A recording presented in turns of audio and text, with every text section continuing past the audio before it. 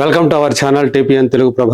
నేను మీ journalist Yagnamurthy. Dacoit అడవి శేష్, మృణాల్ ఠాకూర్ ప్రధాన పాత్రలు పోషించినటువంటి సినిమా. షనిల్ డియో అనేటువంటి ఒక డెబ్యూ డైరెక్టర్ రూపొందించినటువంటి సినిమా గత శుక్రవారం ప్రపంచవ్యాప్తంగా విడుదలైంది.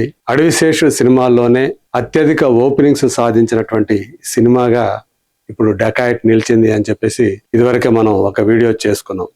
ఇప్పుడు ఫస్ట్ వీకెండ్ పూర్తి అయిపోయింది. మరి మొదటి 3 రోజుల్లో ఈ సినిమా కలెక్షన్ ఎలా ఉంది, ఓవరాల్ గా ఇప్పటి వరకు ప్రపంచవ్యాప్తంగా ఈ సినిమా సాధించినటువంటి గ్రాస్ కలెక్షన్స్ ఎంత, అలాగే ఇండియాలో ఈ సినిమా ఎలాంటి ట్రెండింగ్ చూపిస్తుంది బాక్స్ ఆఫీస్ వద్ద, బ్రేక్ ఈవెన్ కావాలంటే ఈ సినిమాకి ఇంకా ఎంత వసూళ్లు కావాలి, ఇవి ఇప్పుడు మనం చెప్పుకోబోతున్నాం. అడవిశేష్ తను ఈ సినిమాలో హరిదాస్ అనేటువంటి ఒక క్యారెక్టర్ ని పోషించాడు. మరి ఆ హరిదాస్ అలాగే సరస్వతి వాళ్ళిద్దరి ప్రేమ కథ ఎందుకని వికటించింది, ఎందుకని సరస్వతి అలియాస్ జూలియట్ హరిని జైలుకు పంపించింది, మరి ఆ జైలు జీవితం గడుపుతున్నటువంటి హరి మధ్యలో తప్పించుకొని బయటకు వచ్చి సరస్వతి మీద ప్రతీకారం తీర్చుకోవాలనుకున్నప్పుడు ఎలాంటి పరిణామాలు సంభవించాయి. పెళ్ళయి ఒక పిల్లవాడికి తల్లి అయినటువంటి మృణాల్ ఠాకూర్ అంటే సరస్వతి,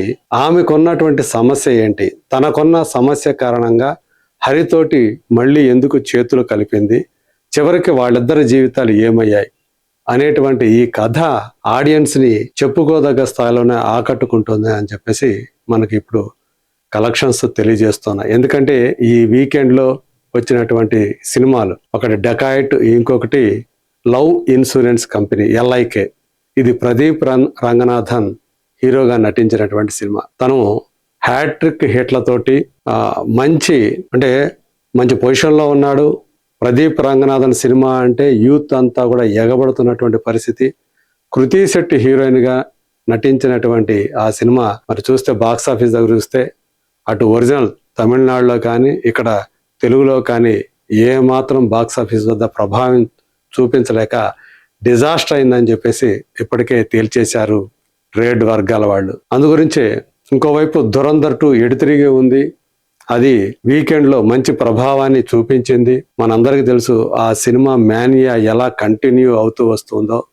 ఇప్పటికే వరల్డ్ వైడ్ గా చూసుకున్నప్పుడు 4th ప్లేస్ లో ఆల్ టైమ్ హైయెస్ట్ గ్రాసర్స్ ఏవైతే ఉన్నాయో వాటిలో 4th ప్లేస్ లోకి ఆల్రెడీ వచ్చినటువంటి ఆ సినిమా 3rd ప్లేస్ లోకి రావటానికి ముందుకు వెళుతూ ఉంది. మరి ఆ సినిమా ప్రభావాన్ని కూడా తప్పించుకొని డెకాయిట్ ముందుకు వెళుతుందా లేదా ఒకసారి చూద్దాం.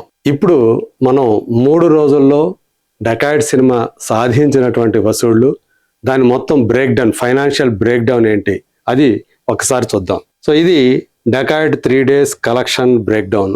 ఇండియా వ్యాప్తంగా ఈ సినిమా సాధించినటువంటి గ్రాస్ వసూళ్లు 23,12,00,000 రూపాయలు అని చెప్పేసి తెలుస్తూ ఉంది. ఓవర్సీస్ లో 11,65,00,000 రూపాయలు. ఇది చెప్పుకోదగ్గ కలెక్షన్ అని చెప్పేసి మనకి ఈజీగా అర్థమైపోతుంది. ఓవర్సీస్ లో 11 కోట్లకు మించి మొదటి 3 రోజుల్లోనే ఒక టైర్ 2 యాక్టర్ అలాగే అడిశేష్ లాంటి ఒక హీరో సినిమాకి ఈ స్థాయి కలెక్షన్స్ రావటం అనేది నిజంగానే అందరినీ కూడా విస్మయానికి గురి చేసినటువంటి విషయం, ప్రత్యేకించి ట్రేడ్ వర్గాల వాళ్ళని. మొత్తంగా చూసుకుంటే ప్రపంచవ్యాప్తంగా ఈ సినిమా సాధించినటువంటి గ్రాస్ కలెక్షన్ 34,77,00,000 రూపాయలు 3 రోజుల్లో. సో ఈ సినిమాకి అయినటువంటి బడ్జెట్ 65 కోట్ల రూపాయలు. సో ఎందుకంటే అంత గ్రాండియర్ గా ఈ సినిమాని నిర్మాతలు ప్రొడ్యూస్ చేశారు.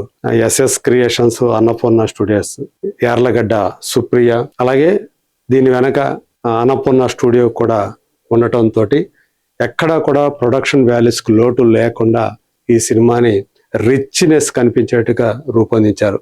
ఇక OTT, శాటిలైట్ అండ్ డిజిటల్ డీల్స్కే 48 కోట్ల రూపాయలు వచ్చేసాయి.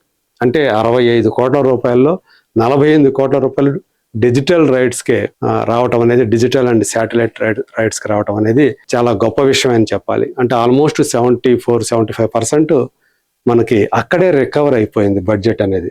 ఇక థియేట్రికల్ గా చూసినప్పుడు నైజాం ఇట్లాంటి ఏరియాల్లో వాళ్లే స్వయంగా రిలీజ్ చేసుకున్నారు కాబట్టి ఇక్కడ 20 కోట్ల రూపాయలు వస్తే అప్రాక్సిమేట్ గా థియేట్రికల్ గా షేర్ వాల్యూ, కంప్యూటర్ షేర్ కనుక వస్తే 20 కోట్లు, ఇది బ్రేక్ ఈవెన్ అయిపోయినట్లే. సో ఇప్పటి వరకు 3 రోజుల్లో వచ్చినటువంటి షేర్ వాల్యూ 15.5 crores అని చెప్పేసి తెలుస్తోంది ఒక అప్రాక్సిమేట్ గా.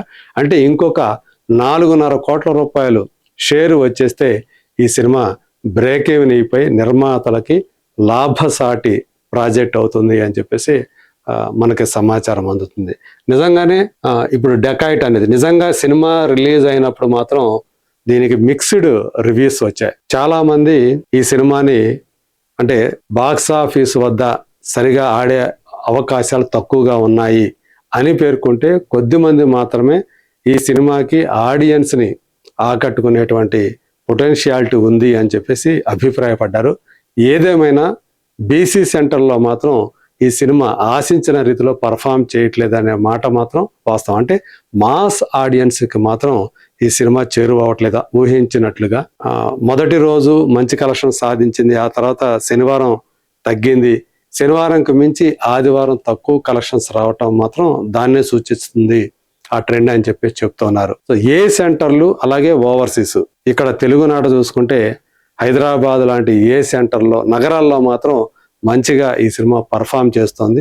అలాగే ఓవర్సీస్ ఆడియన్స్ కూడా ఈ సినిమాని బాగా ఆదరిస్తున్నారు.